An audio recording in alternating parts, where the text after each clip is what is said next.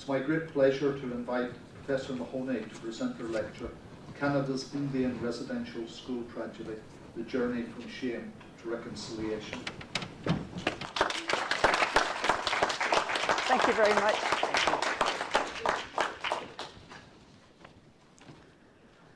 Well, thank you, Vice Chancellor Adair, for that very kind introduction.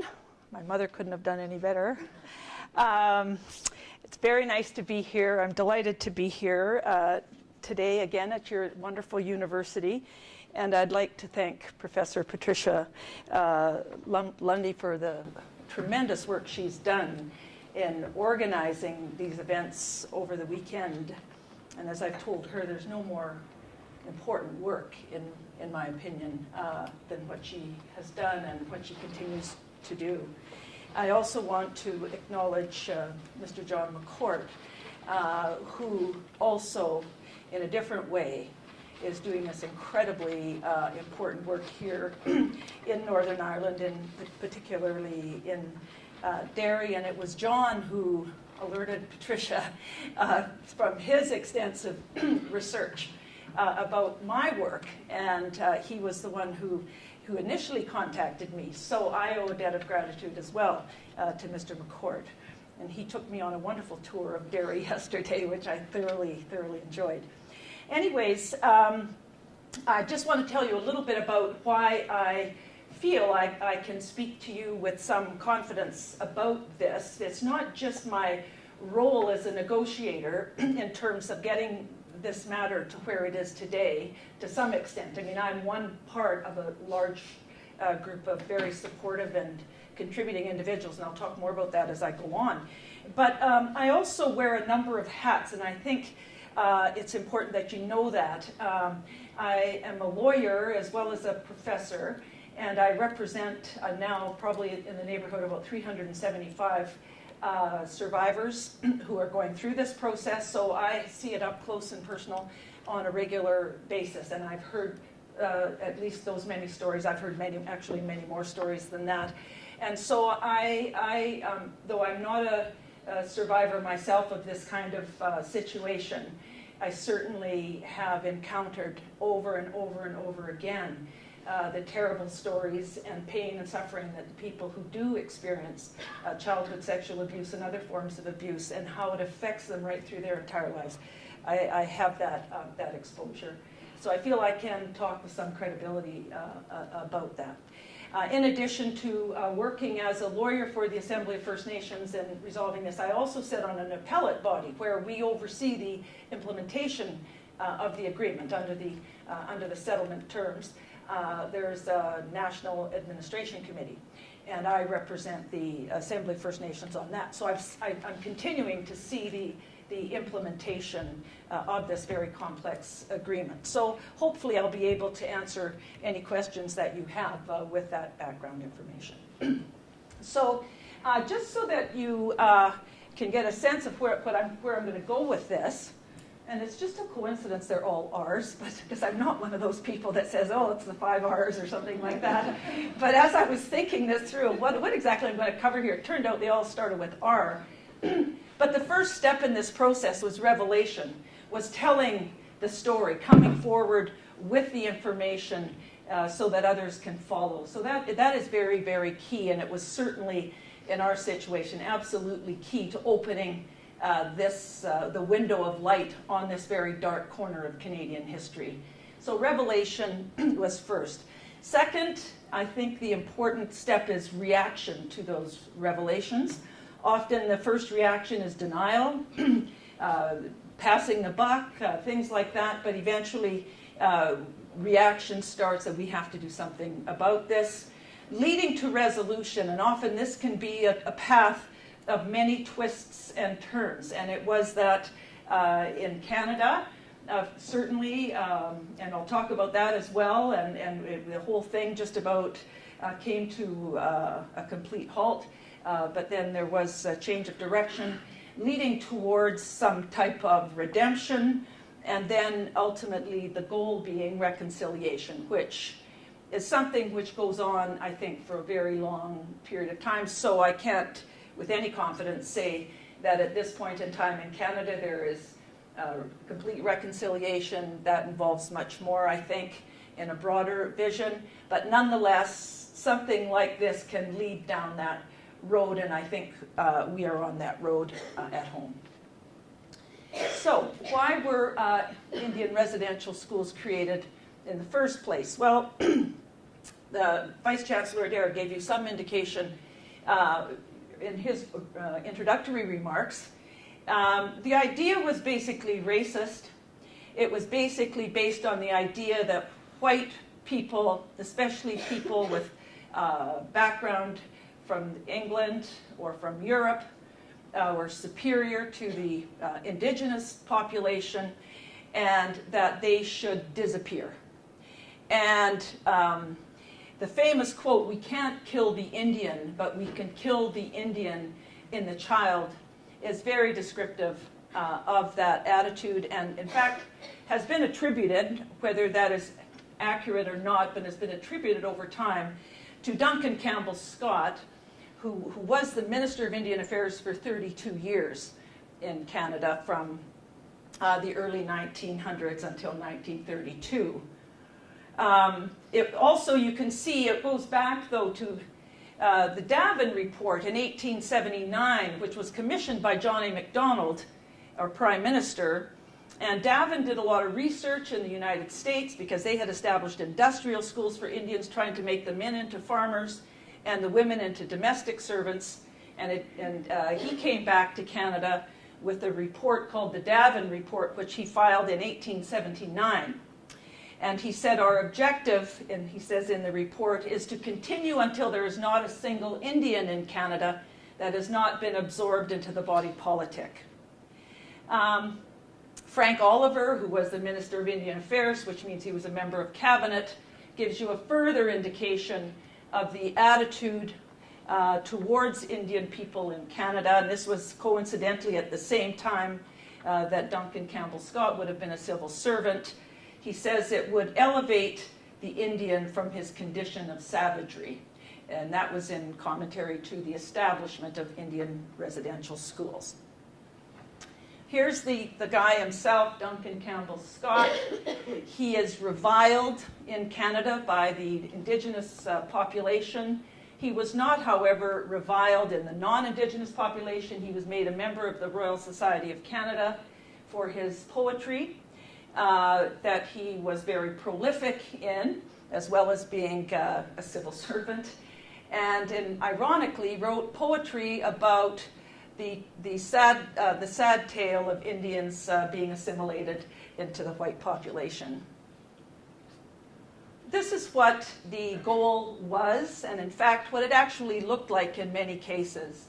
This was a real, not a staged, but a real picture of a child coming into school and then being adapted for the school. He came in, as you can see, in traditional dress with his long braids, and the traditional dress would signify how important the parents took education, that they would dress up the child this way for this event to be introduced to school because they felt that it was an important, significant event. And this was how he then, after coming out the other end of the chute, looked like with his short hair now and a whole different set of clothing, and posed in such a way that he does not look anymore like an Indian. This is the goal of the policy. So as the Vice-Chancellor told us, these schools were established from coast to coast to coast, up in the Arctic, as well as in every province across Canada. And in most situations, the children lived there for at least 10 months of the year, but some children went for good. Usually the entry time was at the age of 5 or 6, but in many cases, and I certainly have clients in my practice who went into the schools at the age of 3 or 4, often if the parents had problems, economic problems, because Indians are very, very poor, but also if they had addictions, other social problems, which many did because these schools went on for generations, the children would be taken and put into the residential schools almost from the time of birth. So this is who operated the schools. Government entered into agency agreements, basically contracts with churches. What's interesting about, if I've done some research into this, the churches actually were competing with one another for access to the native population because they wanted converts for their own religion. So they were quite aggressive in seeking to look into or to take over these residential schools. And as you can see, the Catholic entities were the most successful. There was 47 Roman Catholic entities with contracts with the government. And that doesn't mean there was just 47 schools, but 47 separate entities, including a wide variety of orders of priests, as well as nuns. There was also brothers involved and so on, but there was 14 Anglican dioceses involved. There was Presbyterian, I don't know how many right now, but a few Methodist churches and a few United Churches of Canada involved.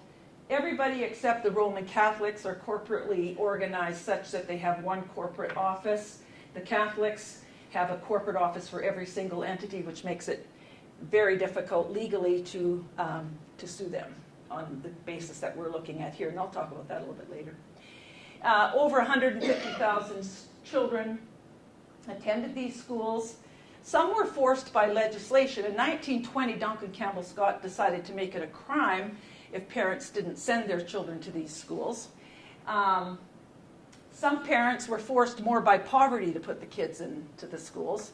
And the legislation was basically enforced by the Royal Canadian Mounted Police. And so there's many stories of the police coming into the homes and finding children under beds or out in the haystack or so on where they tried to hide. The RCMP has given a formal apology for their behavior, and actually at one point refused the Government of Canada their orders to perform this function. It was something that they said was not an appropriate policing function. In the schools, the children were very harshly punished for speaking their own language, which of course was very much coincidental with the objective of the schools in the first place. So naturally, spiritual and cultural practices were forbidden. So things like sun dancing or any kind of adherence to traditional native cultural practices was absolutely forbidden. And the parents were told, or the message the children got was that these practices not only were forbidden, they were pagan, and they were devil-inspired, devil worship. Some of the harms. Well, more than 3,000, this is a relatively recent finding, that more than 3,000 students died in these schools. This took quite a bit of digging to find out. And up to 60% of children in some schools died. By and large, this was from tuberculosis. And it was a result of the way in which, in some respects, in the way in which the schools were funded. Because the schools were funded on a per capita basis. And the schools were desperate to get their funding. So instead of taking the kids out of school that contracted tuberculosis, they would leave them in and they would bring fresh, healthy children in each year. So that would contaminate the healthy children. And so lots and lots of children died from tuberculosis. Also, many children died from exposure when they would run away from the schools. As you know, Canada, and especially in the north, has very harsh climate in the wintertime. And the kids would run away from the abuse often or from loneliness, and they would die from the elements. Some children were beaten to death, but I don't want to exaggerate that. I don't think there was as many, anywhere near as many as died from disease. We've discovered recently as well that nutritional experiments were performed on the children. This was in the 50s when I guess Canada wanted to find out what would happen if people didn't get any vitamin C or vitamin D or things like that. So their diets were deliberately manipulated. Also, children didn't get enough nutrition. They could see what would happen then. So they wanted to find out, so they used Indian residential schools basically as a laboratory for these heinous experiments. Similarly, I also have clients in this area that make these complaints that vaccination experiments were performed on them. This has been validated by the documentation. And the children would go in, be called into the nurse's station, and get needles for it without, of course, parental consent. And we still don't know exactly what vaccinations they were testing on the children, but again, unwarranted, unneeded, and without consent. They were constantly being deprived of food and warm clothing, and you can imagine what this must be like in the Canadian climate. I've been told of stories like they would have one boot, not another boot, or they would have no socks. They would have clothing that was way too big or way too small, things like that. And then finally, inferior education by unqualified teachers. These residential schools were discriminated against as collectively in terms of government funding, because if you compare the per capita funding for Indian residential schools against, let's say, per capita funding for juvenile detention homes, or per capita funding for homes for the blind or the deaf, which they had residential homes for that too in that time, the funding for Indian residential schools was 1/3 of that of other residential facilities. So the church is trying to run these schools. We're constantly trying to keep going with the limited funding that they had. So what we see is they're not hiring qualified teachers in many cases because they would be more expensive than hiring unqualified teachers. So in fact, and this has come out in some of the abuse cases, some of the abusers have been found to be ex-convicts or longshoremen or some other out-of-work person who would find Indian residential schools ready to hire them. And of course, this impacted on the ultimate employability of these children. Once they left the school, many of them went, well, early days, many of them never went beyond grade 3. Also, the schools had farms to generate income. The children never benefited from the vegetables or the milk at the barn from the cows or the beef or whatever. It was never fed to the children, but those products were sold to local communities, and the children were the laborers for the farms. And often, especially the bigger boys, from grade 3 forward were taken. They would have school for 2 hours a day, have lunch, and then they would work. So often by a very young age, children weren't getting the full year of education. So needless to say, the Aboriginal population has always been the lowest income group in Canada, the less educated, and you can see why. Other typical harms that have been identified and now are part of the settlement agreement compensation grids are these. And these are very typical. These harms have come out of research. There's been quite a bit of medical research now done on children victims of residential institutional abuse. There has now been identified by Canadian researchers in the medical profession what they call the residential school syndrome, which they are saying is even greater severity of harm when it is inflicted by people of a religious nature. In other words, people of a very high status and in a residential situation where there's no escape. That apparently those kinds of harms impact the brain in a much more serious way even than in other situations. So we take that on board in terms of discussing the types of harms that the survivors experience. And these are some of the things that they include in the settlement agreement. As far as the alcoholism and drug addictions are concerned, I can tell you that 100% of my clients are or have been alcoholics. It's very common that they self-medicate as soon as they were able to get their hands on alcohol because it gave them some sense of ability to forget and ability to feel better about themselves. The more recent survivors, in other words, that went to school later, get into the drugs more. Eating disorders, flashbacks, lots of self-blame and guilt, fear and anxiety, family dysfunction, lack of trust, lack of ability to maintain solid relationships, lack of ability to love children, love their own children, lack of ability to connect with spouses, often sexual dysfunction, often lack of serious problems of sexual identity. Hypervigilance in the raising of children, not letting children out of their sight for fear something would happen to them that happened similar to what they experienced. So these are the kinds of harms that have been identified and incorporated into the compensation. Some claim that the government actually had genocidal intent. I'm not prepared to make that conclusion. Nonetheless, there is some evidence of that with the medical experiments, the vaccination experiments, which basically were treating these children as if they were not human. But in 1907, there was a doctor, Dr. Bryce, who had been commissioned to do a report on the health situation of these schools.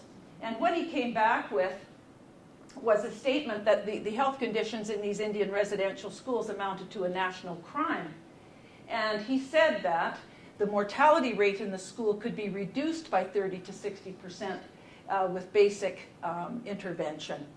And Duncan Campbell Scott, in response to this report, said this: "But this death rate does not justify a change in the policy of this department, which is geared to a final solution of our Indian problem." Well, when you see that sentence underlined as I have, no doubt that rings a bell with other language very similar used in the Holocaust by Hitler. Going back to what I said my 5 R's were, the reveal, the first discussion of this, that you must understand that Aboriginal people, number one, are very proud.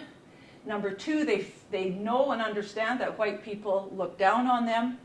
And the general view seemed to be that if they would come out with something like this, that it would just give another reason for them to be looked upon as inferior, not to be believed, and so on. And yet there was a Native leader who felt differently about that, and in 1991 had a spectacular interview on national television which shocked the country, and I think from that moment in time things started to change. And I'm going to play you that interview from 1991.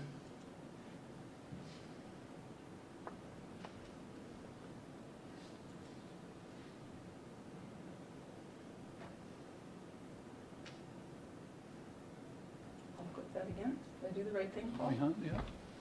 Okay, here we go. Okay. This thing.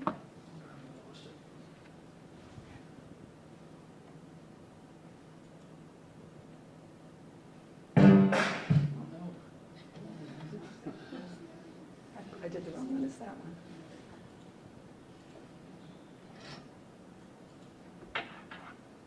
Maybe they reversed. Sorry, folks, but we thought we had this all under control before the thing started, but.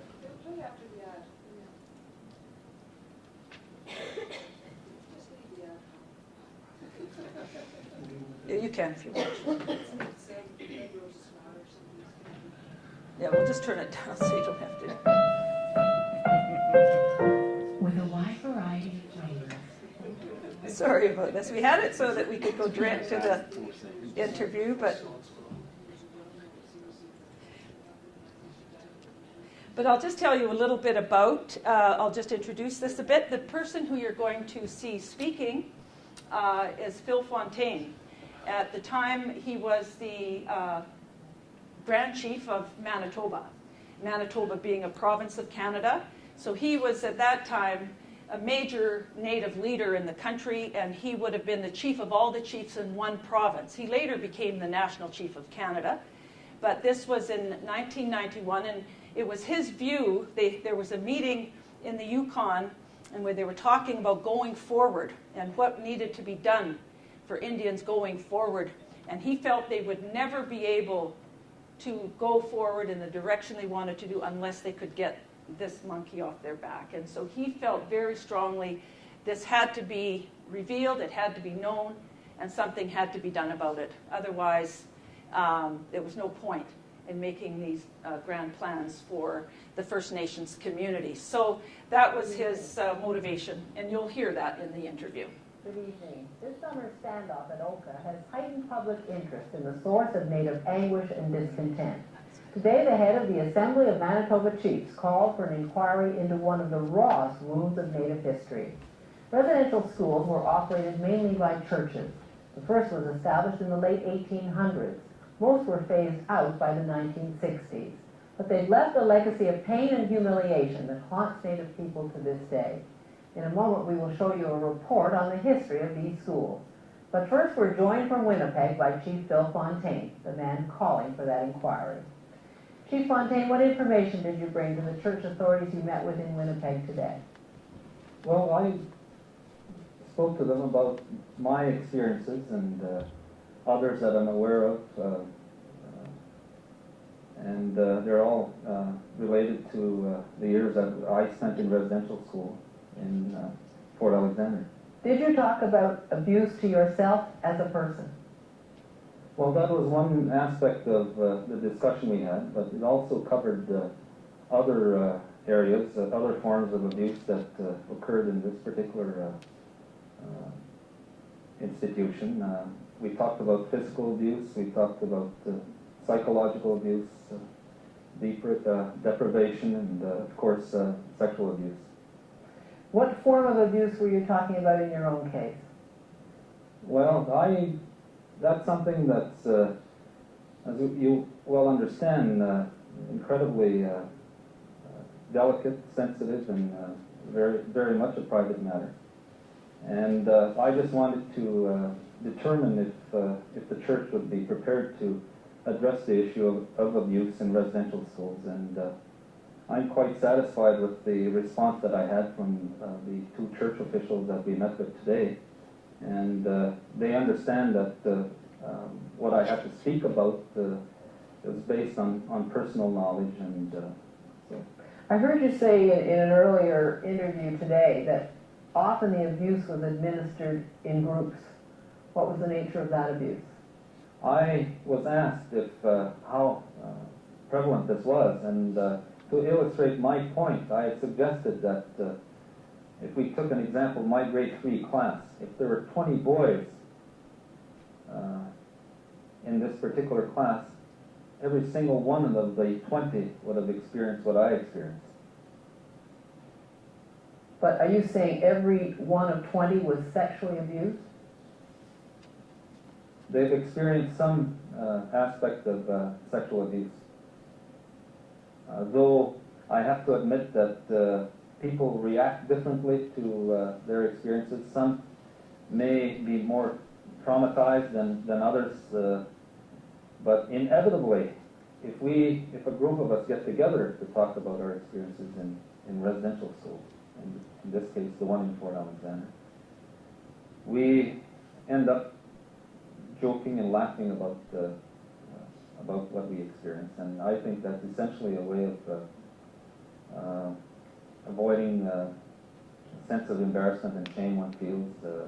It's face-saving, and it's really a form of protection. Chief Fontaine, so many Canadians of your generation were strapped, were hit, were whipped on their hands with rulers and yardsticks. It was corporal punishment, something that was only really eradicated in quite recent days. What was different here? Why do you think you've got a particular case tonight? Well, I think it was the extent and the intensity of the abuse that went on, and the fact that we really had little choice in this matter. We were dealing with an institution or body that represented the highest moral authority in our community, and we just didn't question what went on, and as a result of the abuse that we experienced, of course, there's what occurs is a distortion of your sense of morality, and you know, as the cliche goes, the abused becomes the abuser, and that's been the experience. Has that happened to you? Unfortunately. Oh, of course, of course. What do you mean, of course? Well, I'm saying that, you start playing out and doing onto others what you've experienced. And this is one of the sad outcomes of this experience. But are you talking about you becoming an authoritarian person, or are you talking about you becoming a sexual abuser? Quite different things. I'm talking about someone like myself, unfortunately, acting out what has been done to you. What about women? Are you saying that sisters, aunts, your mother also had similar experiences? Theirs was a different experience. We have to contend with priests, brothers, and sisters. I'm not absolutely certain that theirs was of the same nature or type that we experienced. What do you think happened to them? Well, I'm not so certain about that. I know that my mother, for example, talked to me about an aunt that was stripped and whipped by a priest in front of other students. Could you, do you think, convince others to go before this panel? Are there enough shared experiences that people would go? You say it's so difficult for you, and you have become a public figure. If it's difficult for you, how's the story to come out? Well, we're hoping that with the step that I've taken, that it will make it easier for others to talk about their experiences.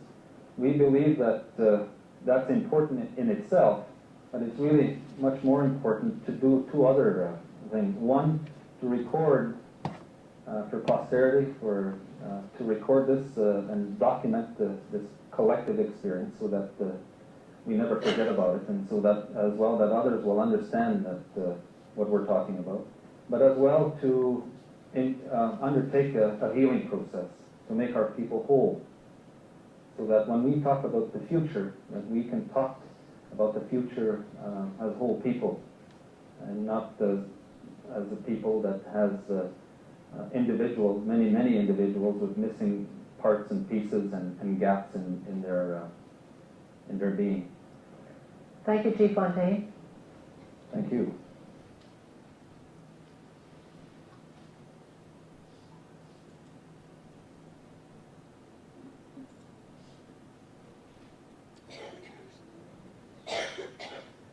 Okay, so that event was very significant. He received death threats after making that statement on national television from his own people because of people's fear that this would further shame the community and that would result in further negative treatment down the road. People just felt that this shouldn't come out. So this really underscores the importance and the courage of people, many of whom are here, that have taken that step, which is not easy, but it does, in fact, it has been the case in Canada that it did give other people the courage to come forward, and in fact, thousands started to come forward as a result. In 1996, which was 5 years later, there was this incident in Quebec called the Oka crisis. You might have heard about it over here, where there was an uprising about, in fact, a golf course development over a traditional burial ground. And the local community took up arms. There was a confrontation. Army was called out and everything, which was very shocking. So Canada asked for a royal commission on Aboriginal peoples to be struck. And it also talked about residential schools in this Royal Commission report. Now, I don't know what you do here in Northern Ireland, but in Canada, whenever there's a big problem that nobody knows what to do with, they have a Royal Commission look into it. And so they did here as well. And what the Royal Commission is supposed to do, theoretically, is to give great importance and credibility to the issue at hand, which it did. Usually the recommendations are put on a shelf to gather dust, but there was an important chapter in the Royal Commission report which looked into the kind of things that Phil Fontaine was talking about and did the thorough research. So we now had a government approved of research that demonstrated that these things, in fact, actually happened and the magnitude of the problem. So 2 years later, after the filing of the RCAP, as we call it, the Royal Commission Report on Aboriginal Peoples, the Minister of Indian Affairs issued a statement of reconciliation. And at the time of issuing that statement, it was a statement of regret. We're sorry this happened to you. We're sorry you were hurt. But there was no acceptance of responsibility. There was no admission that it was the government that was implicated. There was no promise of anything other than, you know, their regret. There was no promise that it would never happen again. And so in other words, it wasn't an apology.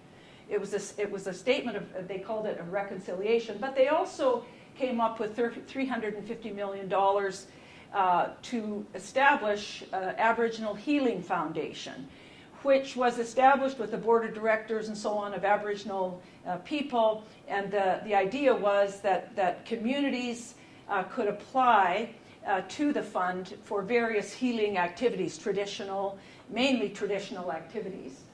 Sweat lodges, special courses, things like that, counseling. But there was no compensation in that package for individuals. As I said, there was no fault accepted. There was no promise that this could never happen again. But what was interesting, the following year, was the United Church came out publicly and made a full apology, taking full responsibility for what they did and promising compensation. So that created some counterpoint to the government's position, and I think had the effect of embarrassing the government, because the churches were not as culpable as the government. They didn't create the policy, they carried out the policy. So for the United Church to come forward like this was a breakthrough. So the pressure began to build. Like I said, after Phil's exposure of the issue on Barbara Frum's show, this was the national news, people started hiring lawyers and filing civil lawsuits, and criminal lawsuits, by the way, in the courts, such that the Department of Justice became quite alarmed. The courts were filling up with these statements of claim, and they estimated that it would take 52 years of nonstop litigation to get through all those files. Some lawyers claimed that they were representing 12,000 claimants. Others said, I have 6,000, I have 4,000, and so on. And they said their intention was to file a statement of claim for every individual claimant they had. Other law firms started to file class action lawsuits in the courts as well. So that was obviously building pressure on the government.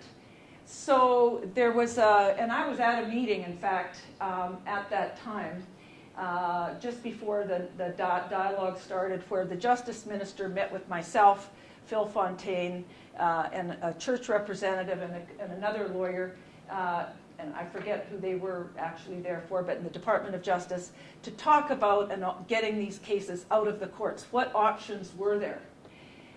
So the AFN's position was that nothing could be done until the survivors were widely consulted, and they had to be asked what should be done. So what happened was the federal government funded what was called a series of exploratory dialogues from one end of the country to the other, where they met with local survivors, and they were paid to come, and their transportation was paid so that they could come and tell this round table what they felt was required in order to deal with the residential school problem in an out-of-court situation. In 2001, the federal government established a special office to deal with the Indian residential school issue, and it was called Indian Residential School Resolution Canada. And in fact, there was a visit here by the minister to the Republic, where he had meetings with government officials. At that time, the Republic wasn't offering any compensation at all to the survivors of industrial schools in the South. And so the minister came back, I guess, and felt that, oh, well, Ireland's not doing anything in terms of individual compensation. So they decided they would figure out what to do. They knew they had to do something. So they came up with, and this is after the dialogues, one fundamental principle of which was that this settlement agreement must involve survivors at every stage of the process. Nonetheless, in 2003, Canada unilaterally imposed alternative dispute resolution plan onto the survivors, essentially. Said, take it or leave it, here it is. You can take it and collapse your court case and you'll get X. And it was attractive in the sense that there was no legal fees attached to it. It was a concrete offer, and so people were attracted into it and left their court actions behind. But it wasn't very long before the thing became evident that it was re-victimizing survivors for a whole lot of reasons. For one thing, the application was about 40 pages long, which was very, very difficult and inaccessible to many, some of whom, of course, were illiterate, others of whom just were not in any kind of position to deal with such a complex set of circumstances. The compensation plan itself was limited. It only was providing compensation for those survivors who had suffered physical and sexual abuse, and it followed a very legalistic tort model of British common law. It also treated survivors unequally. It treated them unequally on the basis of gender, in the sense that it was gender biased against women. It had no compensation for things like abortions or pregnancies or forced adoptions. It did not cover student-on-student abuse, which was a big factor. It discriminated on the basis of geography by thousands of dollars. So, for example, if you were a survivor from the province of British Columbia, the Yukon, or Ontario, you could get up to $100,000 more than a survivor from any other Canadian province, for the simple reason that in those three jurisdictions there had been case law identifying what the range of damages should be, and in the other provinces there wasn't. So they gave higher damages to people from those provinces. So that was totally unacceptable.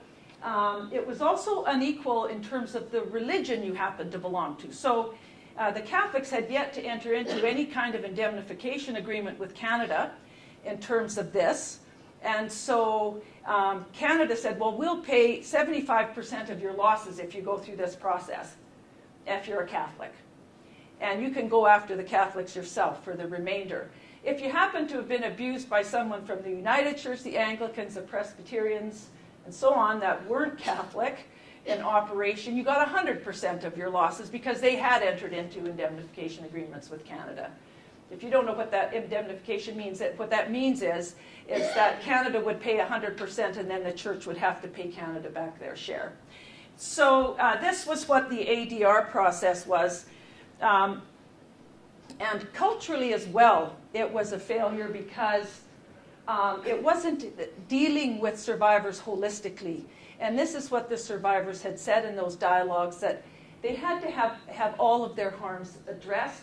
And this only dealt with that sort of British common law approach of, okay, what happened to your physical being? So it also didn't address intergenerational harms. It didn't address loss of family. It didn't address loss of language and culture. It didn't acknowledge that there should be an apology. And most importantly, it didn't acknowledge any way in which survivors could tell their story to the country. And what was interesting in the massive consultations that we did subsequent to this was that for survivors, even if they were horrifically abused individually, if you asked them what was the worst thing about Indian residential school, they would say the loss of my family and the loss of my culture. And there was nothing in the agreement that covered that. And then if you ask them, what do you want most out of this agreement, what the first thing they would say, and remember that these are the poorest people in the country financially, the first thing they would say is, I want to tell my story. And neither of those things were covered in this ADR plan that was imposed by Canada. So the question was, okay, now what do we do? A lot of people had collapsed their legal actions to go into this ADR and were being re-victimized. I'll give you a good example, which we took to Parliament Hill, and with the media had a big show about it, was this lovely elderly woman in her 80s who had received the Order of Canada for her tremendous contributions to Canada in a whole variety of ways. She had been in an Indian residential school, and her mother had died while she was in the school. And she had wanted to go to the funeral, but the school denied her that, so she ran away.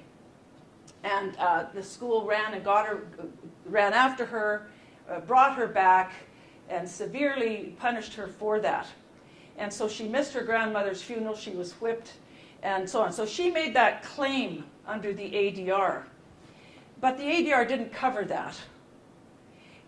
She was claiming a mere $1,500.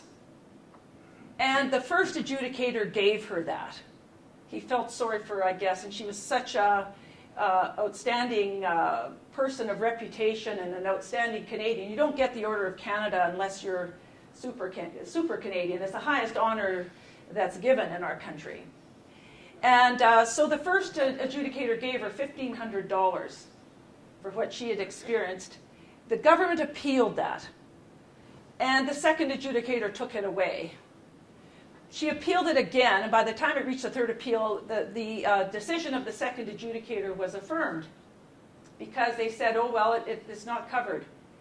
And so by the time the third adjudication came around, the government had spent $25,000 in appeal costs.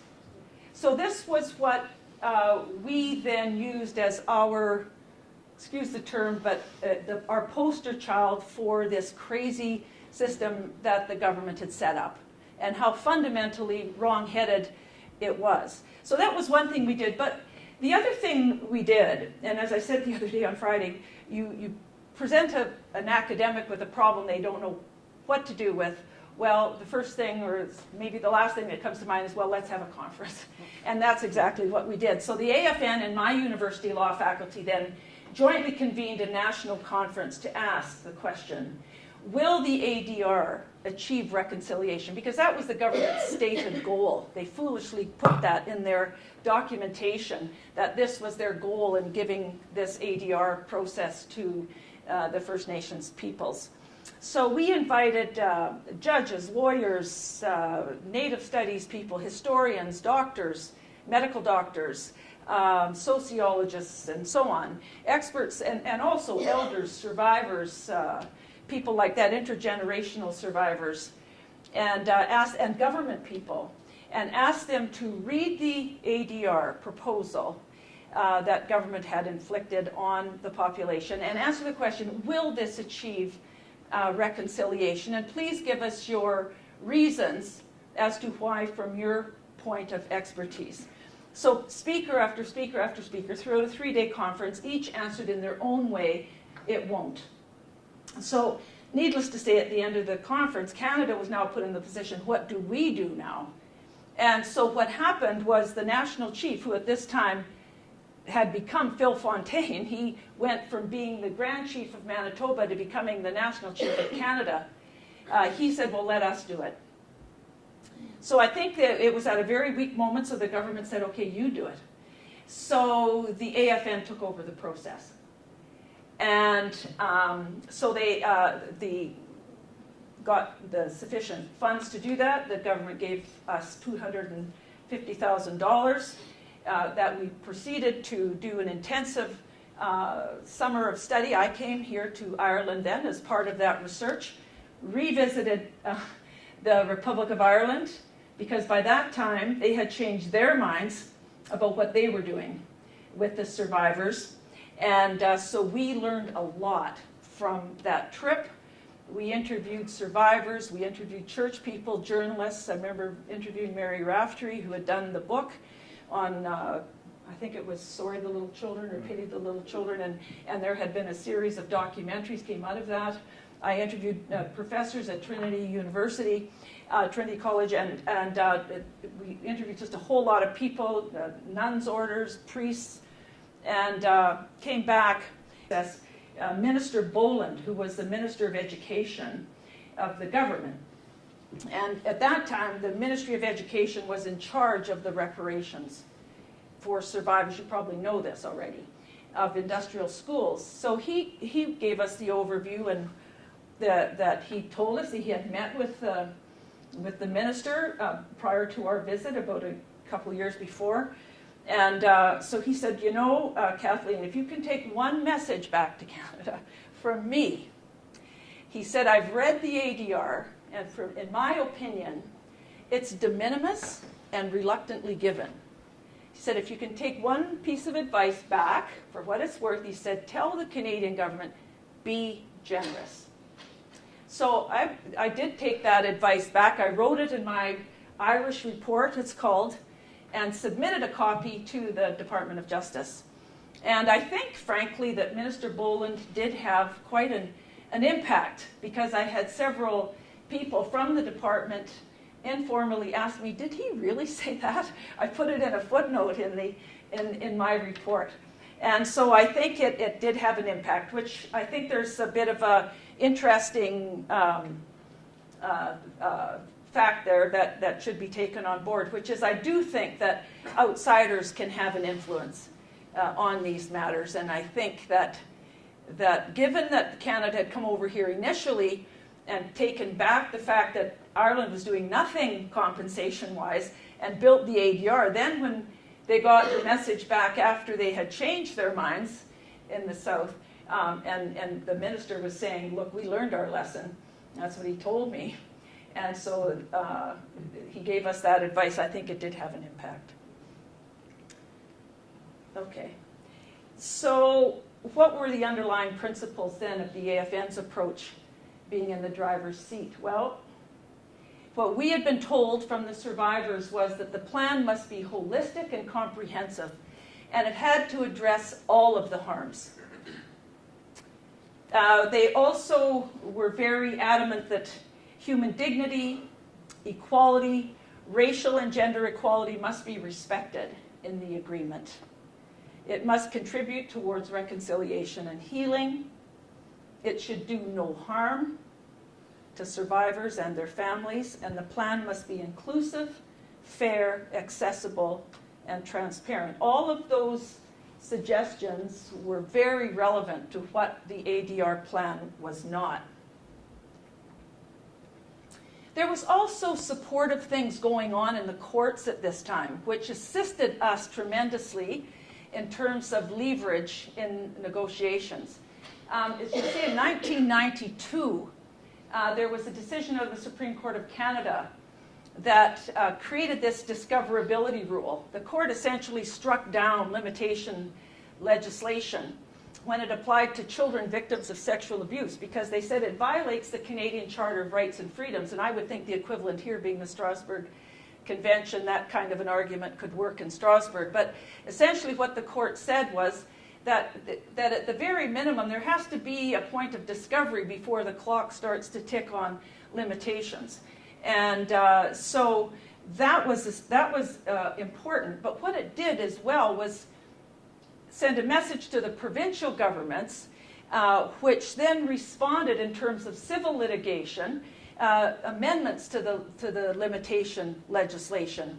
And now in every province, I think except one, the provinces now have abolished any limitation on childhood sexual abuse. So it's not even the discoverability rule anymore. There's no limitation if it's sexual abuse that's being alleged in a civil suit. There was another case quite a bit later in 2004 where the Catholic diocese was found civilly liable for a sexual abuse of the priests. So what this did was elevate the level of liability to a higher place than just the abuser, him or herself. So that was quite significant because it expanded, of course, the number of people who could be sued. The Cloud case was very important. It was very, very significant. The Ontario Court of Appeal certified a class action in the Court of Appeal. In the lower courts, it had been not certified. It had been rejected. But it was appealed to the Court of Appeal, and they said that the Mohawk Shubenacadie residential school was sufficiently similar in terms of the abuse of the children and the harms they suffered, it could be certified as a class action. What that means is, for those of you who are not lawyers, is that none of the individuals have to take individual claims. They need one representative plaintiff, that's all, and it will apply to the entire class. And so once the action is certified, then it goes to trial, where you prove the case on the one plaintiff. And then when that is decided, if it's decided in the plaintiff's favor, people can come forward and say, I'm in the class. And they can establish that they're a class member. And so that's very important. And that was just for one school. But what it did was the writing was on the wall for the Government of Canada. If one school can be certified, many schools can be certified. So that gave huge leverage, again, to the negotiations which were ongoing right at that moment in time.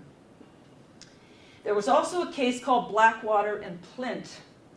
And in that case, what the Supreme Court of Canada held was that there could be two employers vicariously liable at the same time for the same abuse. So in Blackwater and Plint, this Plint guy was a notorious sex abuser of children, and he was employed, of course, he was employed by the United Church. The United Church was employed by Canada to run this school in Sechelt, British Columbia.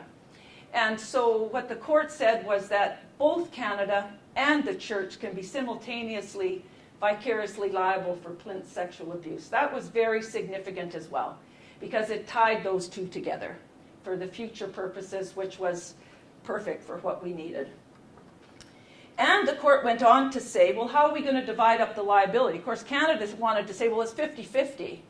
And the church said, no, we can't, we're not as responsible as Canada. Plus, they also said this will bankrupt the church.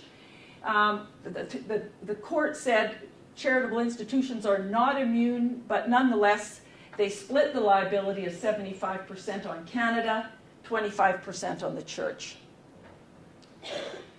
So then in 2005, with this over here, right beside us, these court decisions, we started bilateral negotiations. Actually, these were secret negotiations with Canada and the Assembly of First Nations.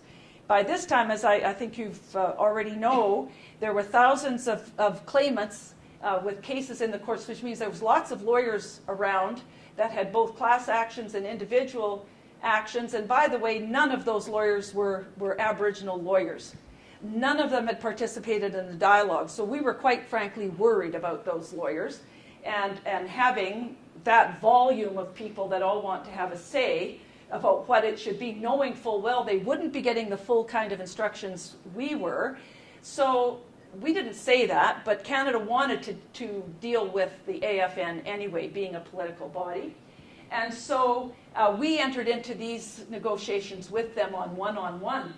And the agreement, a political agreement, was signed in 2005. So we negotiated between January and June and had an agreement by 2005 where Canada finally admitted liability.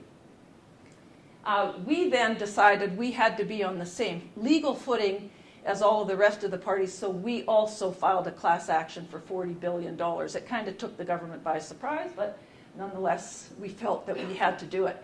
And because there was also movements going on amongst the lawyers now, AFN has done their thing, let's push them out of the picture. So we had to establish a legal position in the courts, and so that's what we did at that point. And then all the other parties were invited to the table. And the negotiations began in June of 2005, but the blueprint was there. And that was the AFN report, which was done after that summer of research and the visit here to Ireland. So when the negotiations started in June, they went to November with all of the parties. An agreement in principle was achieved in record time. The day after that agreement was signed, the government fell, and we got a government that we never could have achieved this with, I don't think. Here's a little bit of a memento of that occasion. In the top picture, we see our Minister of Justice, Irwin Cotler, who's a very famous human rights champion, actually. So we're very, as I've said to other people, I mean, this wasn't any kind of magic rabbit we pulled out of a hat. The stars were in alignment to some large degree because our Justice Minister, Irwin Cotler, is a human rights champion. He's represented Sharansky, Nelson Mandela, and so on in his private practice before he became into politics.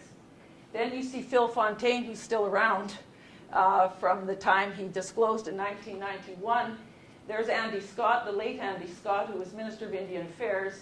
And Anne McClellan, actually a former colleague of mine who was a law professor in Edmonton. She at this time was Deputy Prime Minister of Canada. They all signed this agreement. They signed the political agreement, which brought us to the table with all of the other lawyers. That agreement appointed Frank Akabuchi, who's this man, a former Supreme Court of Canada justice. We negotiated for him as well to be the representative of Canada because we knew he was a very fair man, and that we wanted somebody who we could trust as the government representative. So we were able to negotiate who the government representative would be. We then had a ceremony to consecrate the agreement in the Aboriginal fashion. It was held out in the woods in Ontario in a lodge, and you can see they're both wrapped in blankets. They went through a ceremony where, in fact, the women raised Frank up and carried him around the lodge, and he was wrapped in this blanket. He was very moved. You can even see from his face, I think, from this ceremony. So this is the way we started. So the settlement agreement, a good description of it, I think, is that it is informed by restorative justice principles, human rights, indigenous values, and feminist values. Also, I would say critical race theory, if you want to look at it through a theoretical lens. It's holistic, it's comprehensive, it compensates for past individual and collective wrongs, which is important, while allowing for future healing and reconciliation. So it's not a typical legal agreement. It goes way beyond tort law, which is where the government started and ended with their proposal.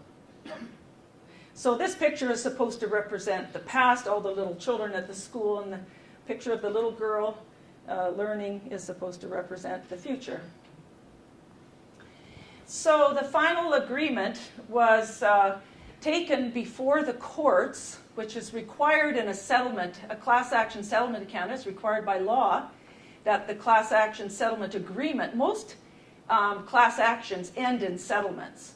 Once the class is certified, usually the other side decides they should settle because it's usually for a vast amount of money. And if they don't settle and take part in the negotiations, a judge is going to decide what they pay. So most parties in a class action then come to the table, and that's exactly what happened here. But the law says that class action settlement must then go before a judge, and they determine, is this a fair and just settlement? So the judge gets the last word looking at what you've done, what you've negotiated. And what happened in Canada here was very unique. Normally, you would bring a class action settlement before a judge in the province where the action took place. And so there was some fear here that maybe you would have judges going sideways on this. So there was some consultation with the courts through the Justice Department. And the chief justices of all the provinces came together and decided that they would all look at this and come to a common conclusion, which is very unusual to decide the matter before they've heard it. But nonetheless, there was this sentiment. I'm sure if one of them had found it was not fair and just, they would have said so. But so in other words, there was the same reasoning. There was no variation. Basically, all the courts agreed to this settlement agreement. So what that did was take it away from government. The last thing we wanted was to have a defendant be in charge of the agreement. So what this did was take it away from the defendant, both the government and the church, and put it in the court's jurisdiction. So that if the government changes hands, if the churches go sideways and stop paying, if the government decides to change the law about settlement agreements, whatever, this couldn't be touched. So this gave us that guarantee that this was it for once and for all. And then what happens once the courts approve it, and they did, there was an opportunity in each of these jurisdictions for survivors to come forward and speak to the judge about it. If they didn't like it, or if they had questions about it, that opportunity was presented right across the country in every jurisdiction. And then the court wanted to know whether or not the survivors approved of this agreement, and over 92% voted their approval through their legal counsel. So the agreement set out a very, very detailed system of compensation, as well as a number of collective remedies. It is approximately $6 billion in value, and as was said already, it represents the largest settlement we've ever accomplished in Canada, and it incorporates all the key points that were in the AFN report. So what is in the agreement? Well, this was an important part of it, the common experience payment, and actually is the biggest part of the agreement. This common experience payment is a fund of $2.9 billion, and it was to compensate for what we heard was the most important part of the loss these children experienced, which was the loss of family life and the loss of language and culture. The government didn't want to call it that. So they said, okay, we'll give you the common experience payment, but it has to be called the common experience payment. Well, fine. We would prefer it be called loss of language and culture and loss of family life to create a kind of a cause of action, but it was a settlement agreement anyway.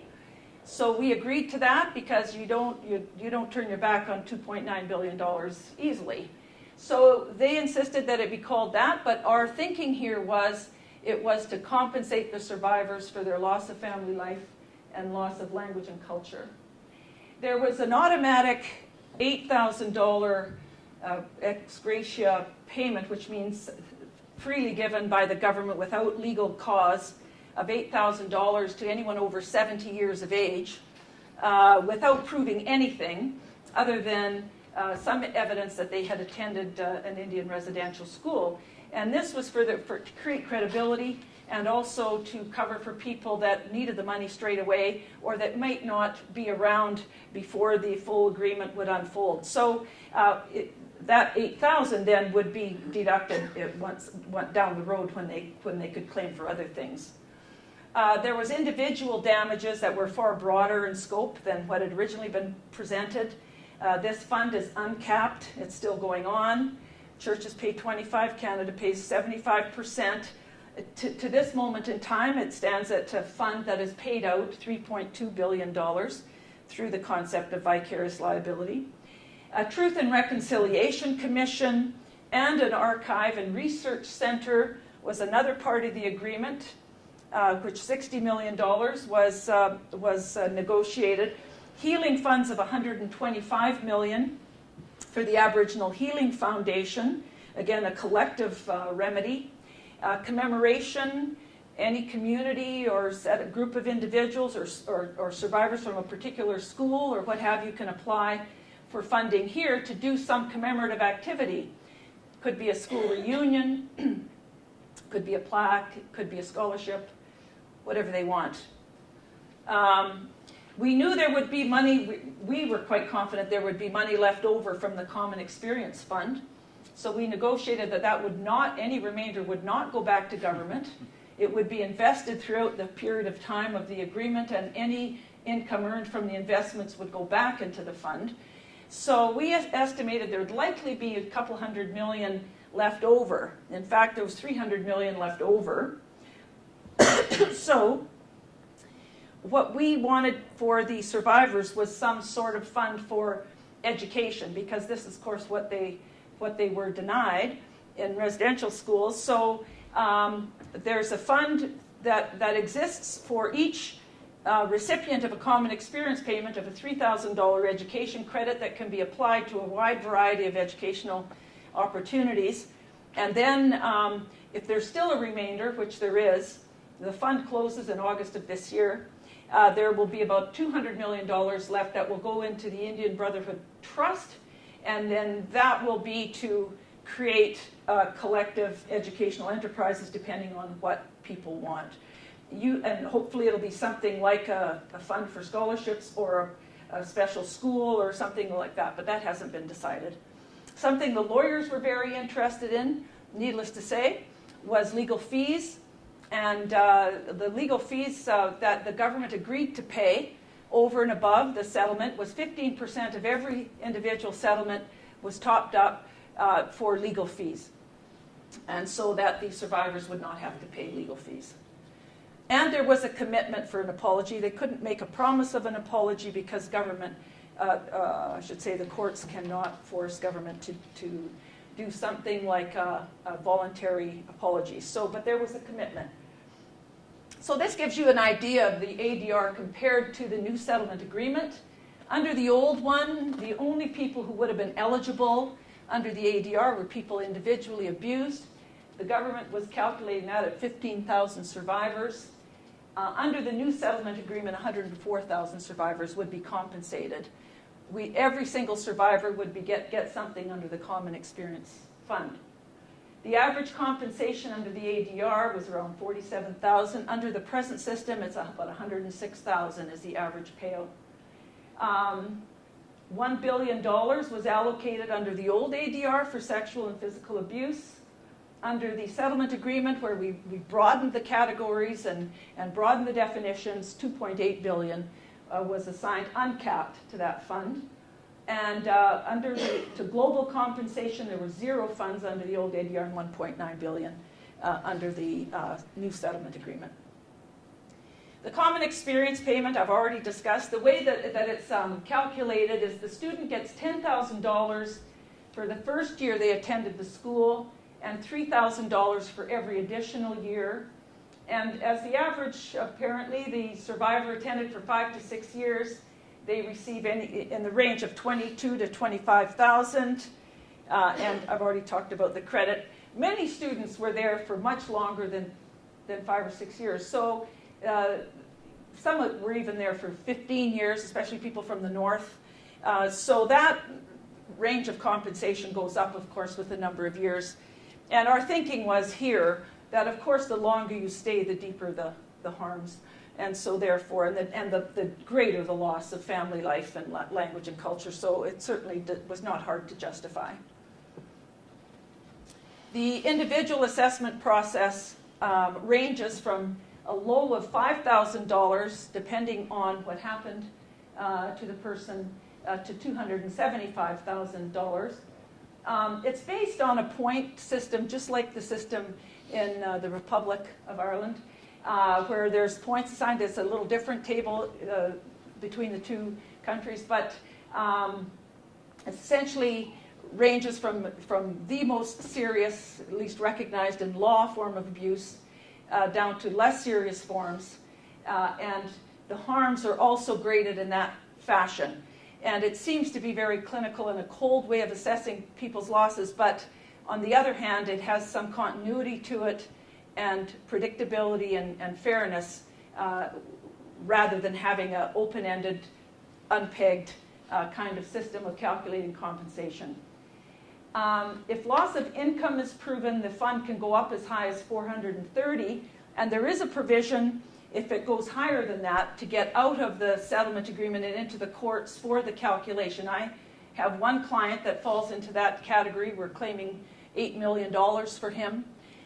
He is a brilliant man who was severely sexually abused in a school in Ontario, and he was on a path to stardom in the sense of his recognition of his skills. He was already Director General of Indian Affairs in the largest province with the largest number of Native people, and had stellar reports that we have. written by government about what a wonderful employee he was and what tremendous potential he had to go straight to the top. So he could have been, in our estimation, at least a deputy minister, an ambassador for Canada, something like that. Then he succumbed to his alcoholism. He had 10 lost years of absolutely nothing, and then gradually worked his way, when he recovered from his alcoholism eventually, back into the workplace with a 6-figure income. So our calculations are that that's about what his losses are. So we'll see what happens. The government's really fighting hard against that one, but we'll see what happens. But that's potentially what's available. Government pays for health support at every single hearing, so that the survivor is never there without somebody if they have a psychological breakdown, or they just can't cope, or they have an anxiety attack or something. There's a health support person at every hearing. They can also bring an elder, a support person, a family member with them, and their transportation will be paid. They will be given a hotel room, or if that's necessary, food costs and such like. And so far, there are approximately 32, I'll give you the exact number of claims that have been filed in the IAP, the individual assessment process. And it's about a 92% success rate. So it's a point-based system. What you do is you prove what happened on a balance of probabilities to the claimant, and the only evidence in most cases is the testimony of the claimant. So unless the claimant is not credible or can't remember anything, usually the acts proven are made out.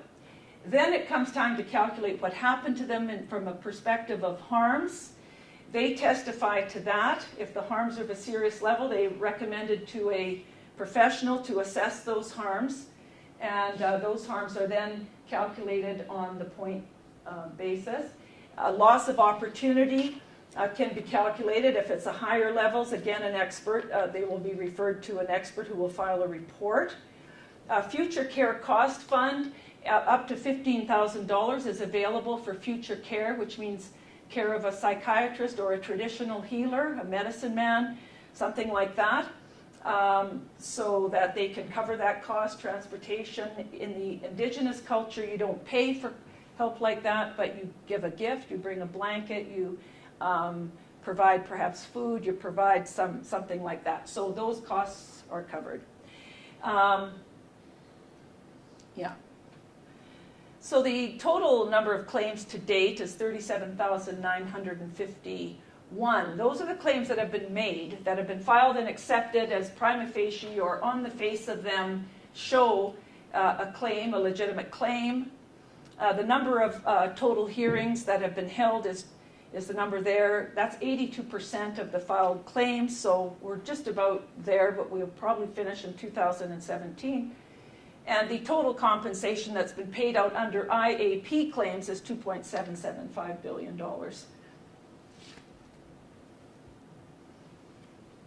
The principles that guide the adjudicators. Well, the idea is that this is a non-adversarial process. Remember the value, do no harm. We know what harm cross-examination can do to a person who has been victimized in this way. So we didn't want it to be that. So nobody asked questions other than the adjudicator, and the adjudicators get special training in child sexual abuse and in Aboriginal cultural values. The Secretariat is given the instruction to hire as many Aboriginal adjudicators as possible. There are a few. There's not as many as I think there should be. The hearings are supposed to take place in a culturally appropriate venue. It's up to the claimant to decide. So there's often they're in hotels, in a boardroom, or they can be on the reserve.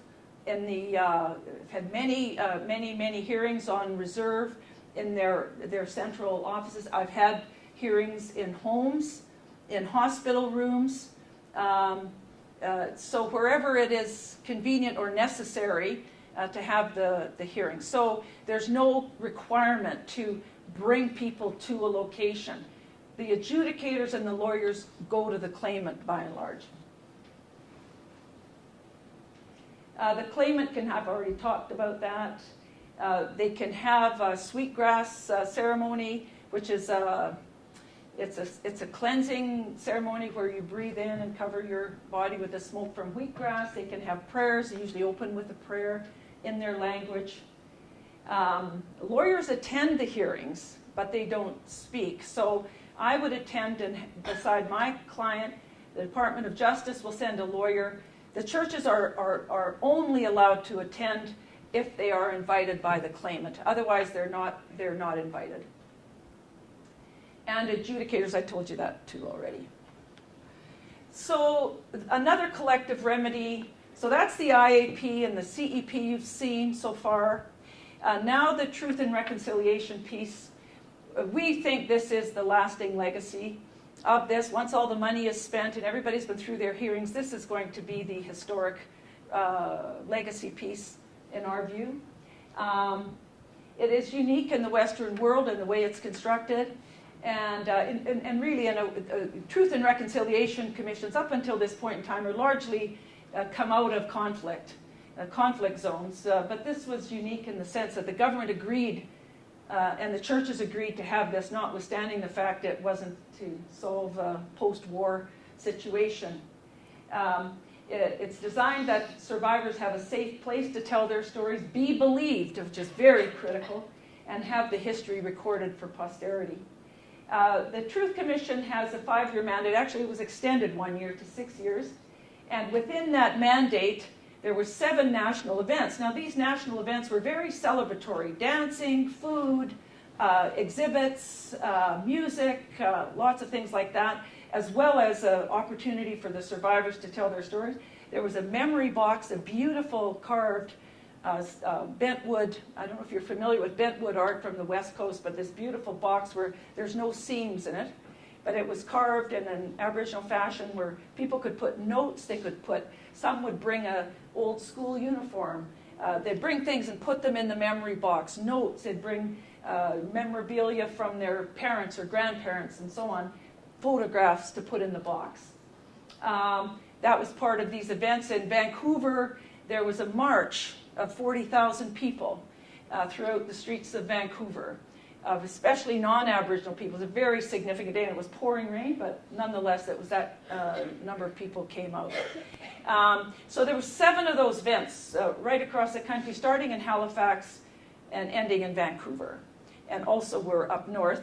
In addition to that, there were very important community events in communities themselves where people would sit around a fire or sit around a circle, and they would talk about their own community.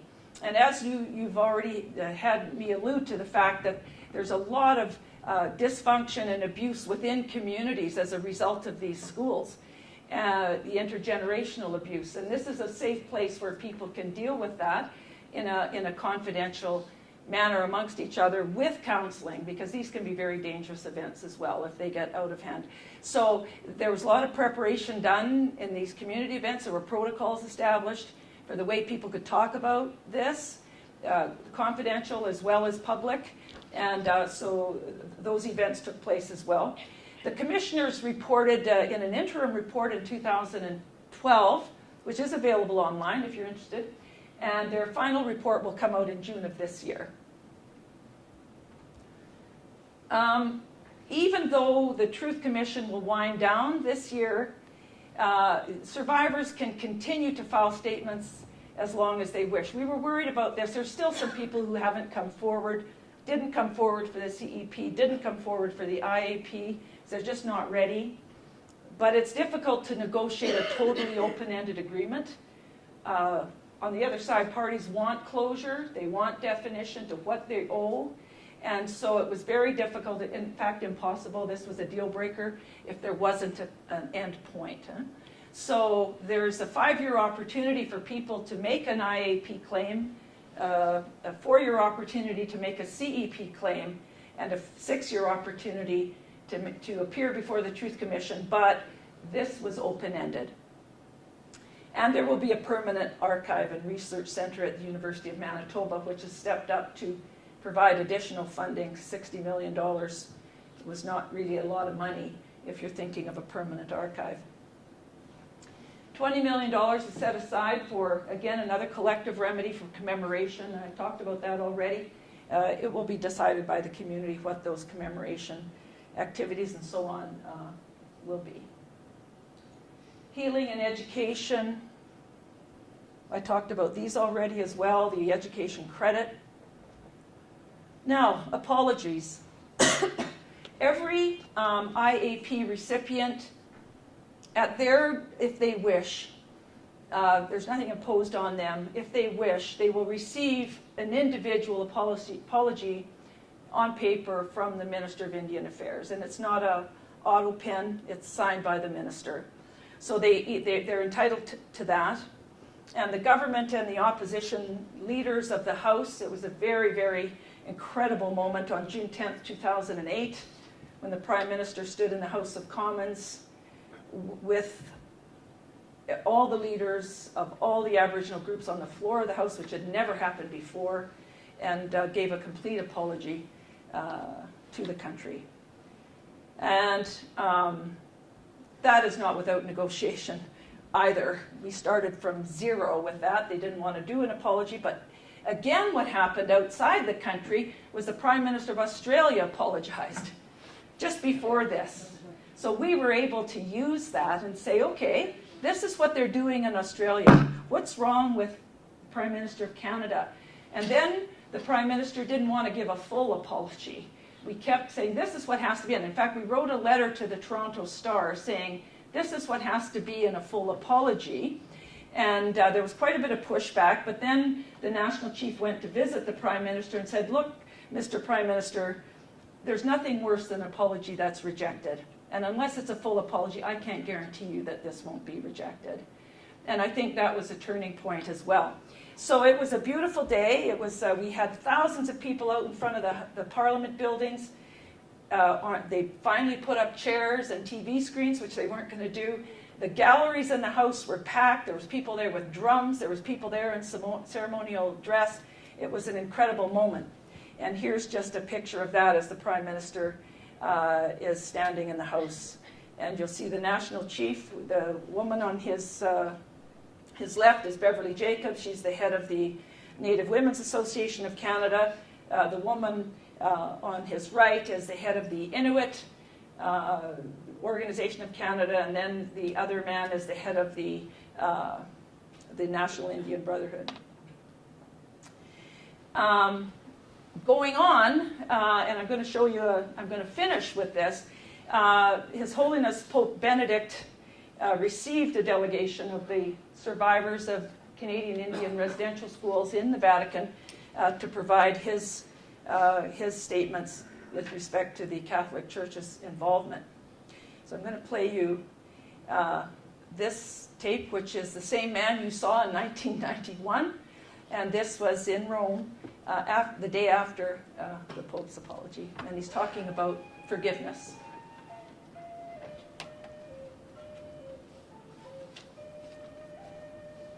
Can we turn it up a bit, Paul?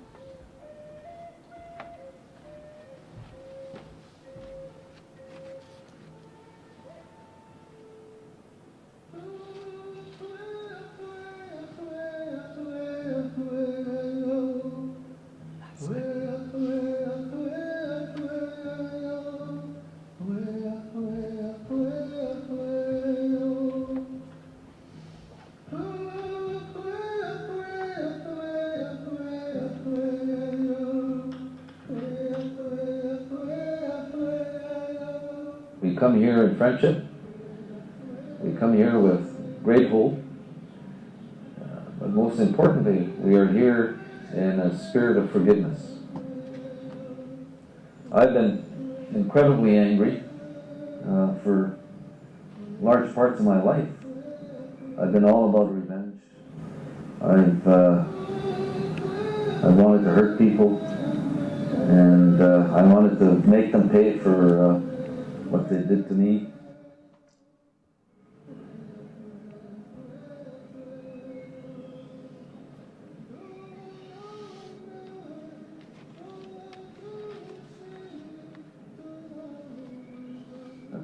That's how I've been, and be over.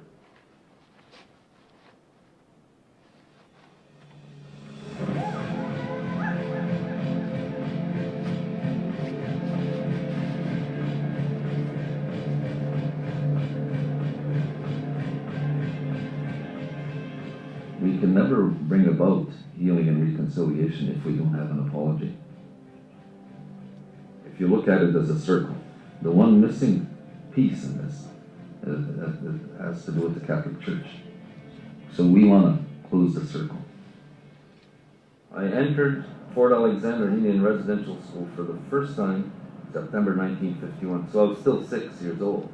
I still remember my first day there, particularly the early evening. Before I'd fall asleep, you could hear the boys, little boys, crying. And I spent 7 years in that residential school. There's all kinds of abuse that we experienced. The worst part of that is the distortion that results, right? Because the people abusing you were in our eyes and in our estimation, the closest thing to God. The residential school experience has been a pretty sad chapter in Canadian history. It has been especially painful for the students that attended these schools, students we now call the survivors of the residential school experience.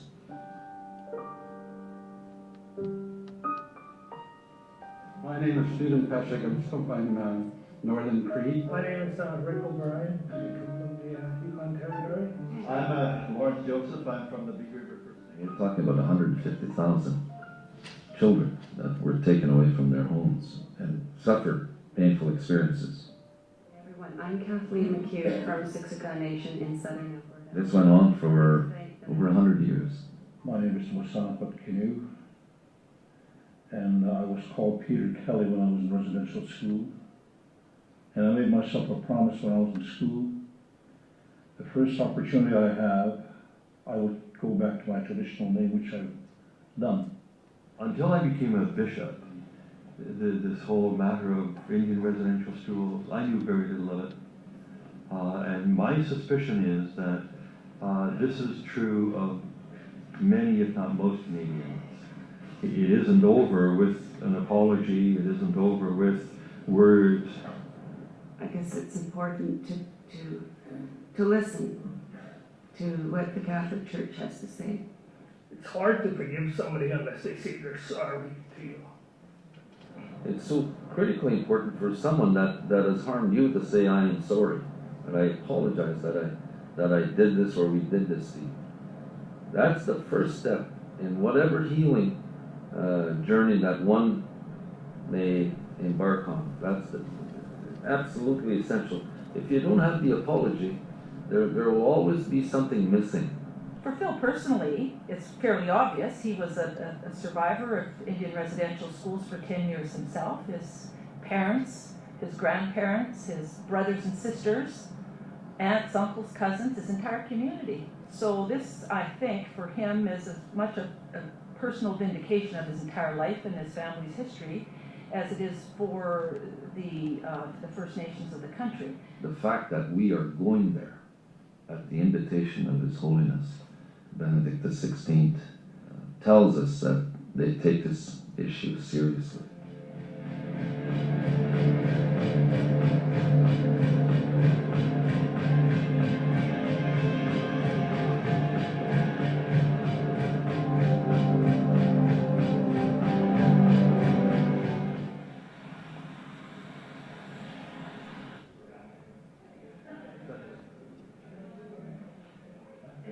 The audience begins at 10:30. The National Chief and all the delegates will be at this general audience. The National Chief will then leave, and he will, with his 4 delegates, and he will go to the private audience. And then he will have his time with the Pope. There will be 2 statements to begin the discussion. The Holy Father will speak, and then I will speak. This seemed to have sounded like you've done a pretty high level diplomacy, you know, and like heads of state negotiations, and you know, in spite of being personal and being survivors, head of state too. There's always this tension of, trying to balance the message in the best possible way, so that you've spoken truth to power, the story is there, the harms are there, but now where are we going? And this is the message, the hopeful, positive messages of moving forward. Yeah, so I think we're just about there. I guess the question is, this is the long form, right, that'll go in the historical record. So I guess we can expand on that, whereas for your speech tomorrow, you'll want something, we'll just highlight some paragraphs, I guess. Okay, so they acted as intermediaries in treaty negotiations and interpretation, and often expressed their serious reservations about the federal government's intentions. Yes.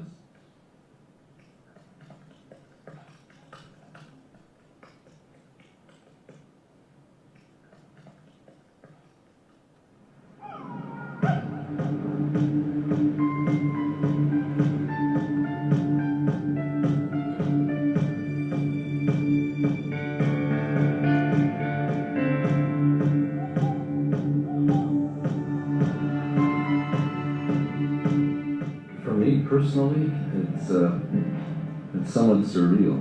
We couldn't imagine or dream of this when we were growing up. Kids on a reserve traveling across the sea to come and meet the Holy Father.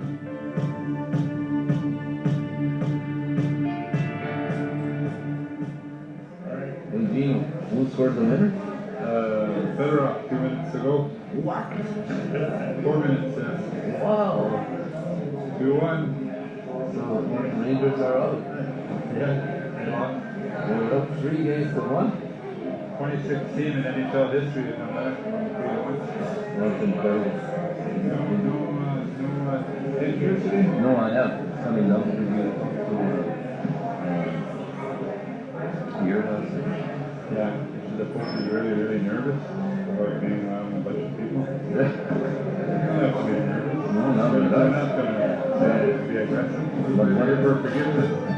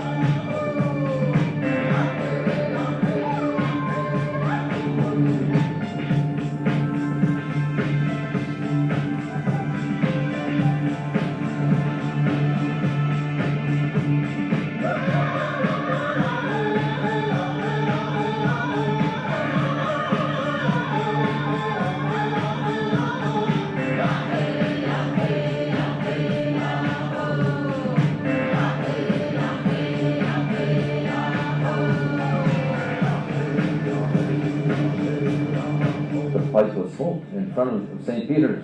It's Catholicism's greatest symbol. What we did there was under attack for years. That's quite a shift in thinking and attitudes. It just doesn't happen overnight.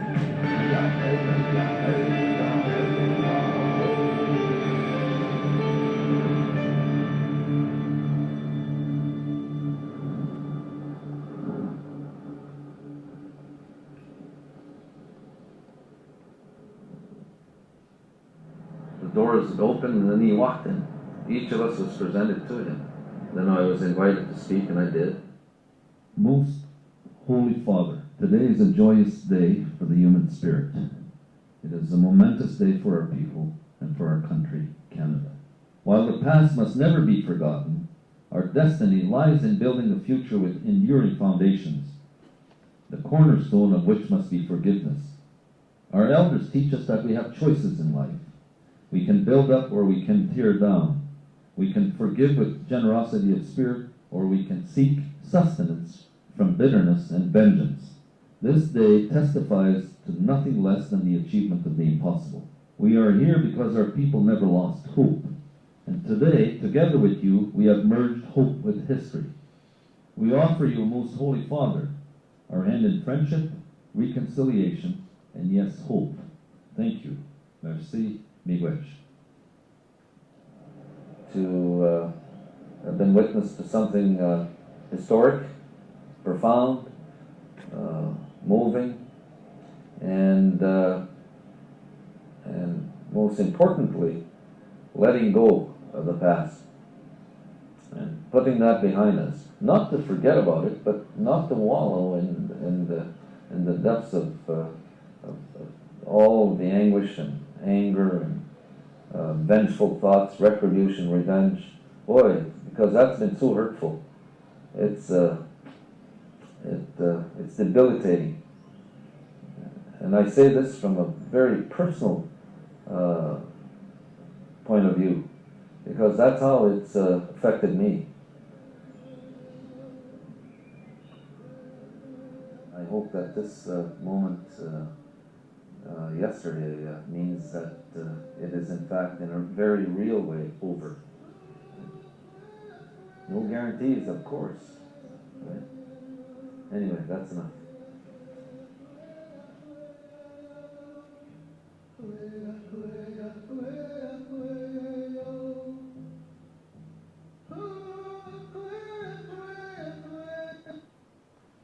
Okay. So, as I said, the settlement will conclude sometime in 2017, but reconciliation is still very much a question mark, and that will depend on a whole variety of things. I mean, the residential school is one piece in the way in which Aboriginal people, Indigenous people in Canada were treated. There's many other pieces to the puzzle, and reconciliation, I think, will take quite some time. But I think, as I said at the beginning of this presentation, I think we're on that path. At least I hope we are. Here's the team.